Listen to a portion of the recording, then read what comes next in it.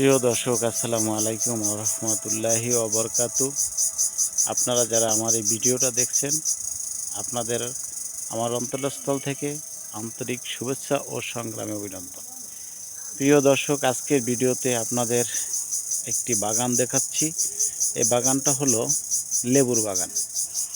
এই লেবুর বাগান আমাদের ডোবতলা বাজার সবুজ কামাল কাকার ছেলে সবুজ ও একটি বাগান তৈরি করছে।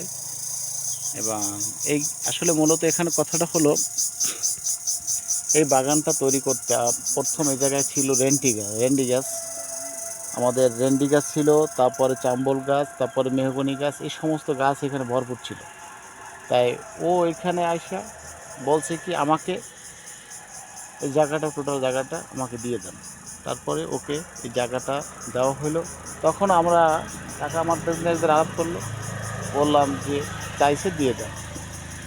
তাই আজকে দেখলাম যে লেবুর বাগান করে, সকল গাছ কেটে লেবুর বাগান করে ও আলহামদুলিল্লাহ একটা মোটামুটি স্বাবলম্বী একটা পর্যায়ে পড়ছে।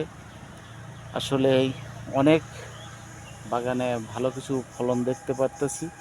তাই আপনাদের যাদের লেবুর প্রয়োজন অবশ্যই নিতে আসবেন। আর বিশেষ করে বেশি বেশি শেয়ার করে আপনার বেকারত্ব জীবন যারা করতেছে তাদেরকে উৎসাহিত করবেন যে এইভাবে যে বাগান, এই যে দেখেন আমি দেখাচ্ছি, এই যে বাগানটা এইভাবে বাগান করে বা অন্য কিছু হোক, সেটা লেবুর বাগানই হোক তা না, বেকার পোলাপান যাতে মানে বাবার কাছ থেকে এরকম জমি পড়ে থাকলে সেই জমিটা যেন নিয়ে তারা কিছু করতে পারে, তার জন্য সবাই হয়তো বেশি বেশি শেয়ার করে ওদেরকে উৎসাহিত করবেন। আর বেকার পোলাপান যারা আছে তাদেরকে আমি উদ্দেশ্য করে বলবো, লেখাপড়ার পাশাপাশি যে কোনো একটা কর্মসংস্থান, নিজের একটা মানে এরকম প্রতিষ্ঠান দাঁড়া করানো দরকার আছে। সেটা যেই হোক, যাইভাবেই হোক, আর সেইভাবেই আপনারা মানে আপনাদের যে মেধা আছে তা সেই মেধা, যে মেধায় যে কাজ করে সেই মেধা দিয়ে সে উপরে ওঠার চেষ্টা করেন। ধন্যবাদ সবাইকে।